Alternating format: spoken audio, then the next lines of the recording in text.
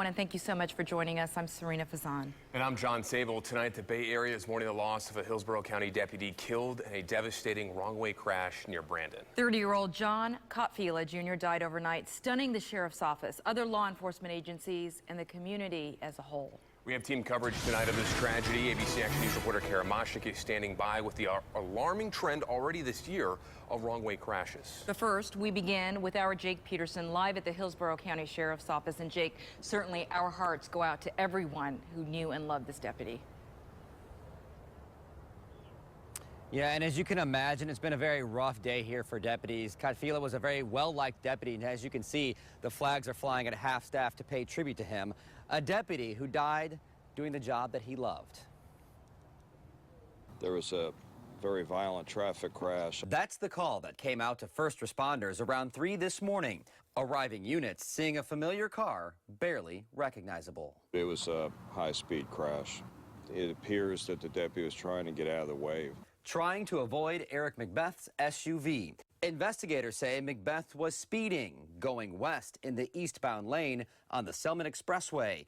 McBeth dying on the scene. Cotfila dying a short while later at TGH, which was a familiar place to this deputy. Who had just left Tampa General Hospital after working in a traffic crash and was en route back to his district when the vehicle struck.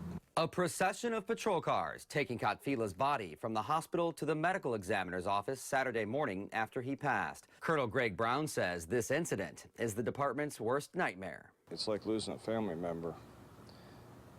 And it drives it home to all the deputies, because it could have been his car, it could have been anyone else's car. The investigation into why McBeth went the wrong way is ongoing. It's an investigation process Cotfila would have known. In fact, this deputy had hoped to become a traffic homicide investigator at some point in his career. A career cut too short. When something happens, it draws you very close together. And, you know, this is a loss not only to the Hillsborough County Sheriff's Office, but to all the law enforcement men and women who are trying to do their job and get home alive. And back here live, Sheriff David G. releasing a statement that says, in part, the tragic loss of one of my deputies has all of our hearts heavy. We will embrace our deputy's family with the honor and respect due to one who dedicated his life to serve and protect. And we also are understanding that this deputy also comes from a long line of law enforcement in his family. We are still waiting to hear more word on when funeral arrangements will take place. But for now, we're live here in Hillsborough County. Jake Peterson, ABC Action News. Jake, thank you. We're also learning more about the man driving the wrong vehicle tonight. That's right. Eric McBeth worked as a banker in the Hudson area. His neighbors say he never caused any trouble and always was willing to lend a helping hand. He helped me out when I was struggling financially.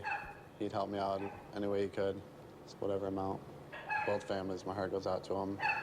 I'm going to miss Eric, that's for sure.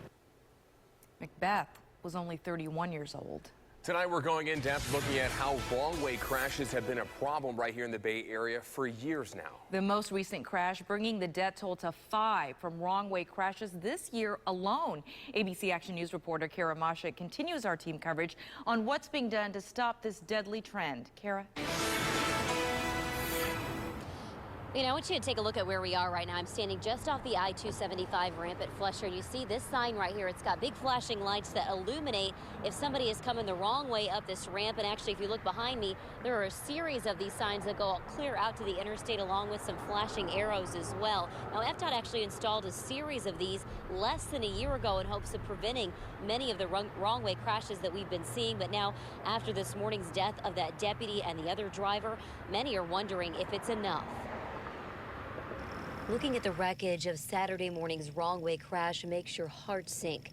31-year-old man driving the wrong way killed and hitting and killing a 30-year-old Hillsborough County deputy. You know, all of us that are in the law enforcement community know that at any time, you know, you could pay the ultimate sacrifice. Kirby Lavallee previously worked as a DUI investigator at the Hillsborough County Sheriff's Office and was often called to the same crashes Deputy John Cotfila was working. He was one of those guys that loved the job. You know, he would do anything for anybody. While Lavallee is saddened by the loss of a colleague and friend, he's also frustrated Deputy Cotfila was the victim of yet another wrong way driver crash. They're happening way too frequently. You know, we need to figure out to get to the root problem. And, you know, is it roadway design? Is it overconsumption at the bars? You know, is it people just needing to be more responsible and take advantage of the resources that we have? And something has to happen, you know? After 17 wrong-way crashes in the Tampa Bay area in 2014, FDOT started installing more of these flashing lights and signs along exit ramps, hoping to prevent crashes. Because they've not been in place even a year yet, there's not enough data to know if they're working. But FDOT says similar lighted signs have helped in South Florida. And it notes the majority of wrong-way accidents involve impaired drivers. Lovelly believes both issues could be helped with more officers on the roads. I mean, we don't have enough resources as it is to answer the calls for service, you know, let alone to react in a split second, you know, if a wrong-way driver is reported. Now, FDOT says it's going to continue to look at how well these things work, and if they are proven effective by the numbers, more of them could be put up along Tampa Bay area roads to help with these wrong-way crashes. Reporting live tonight in Hillsborough County, Kara Moshik, ABC Action News.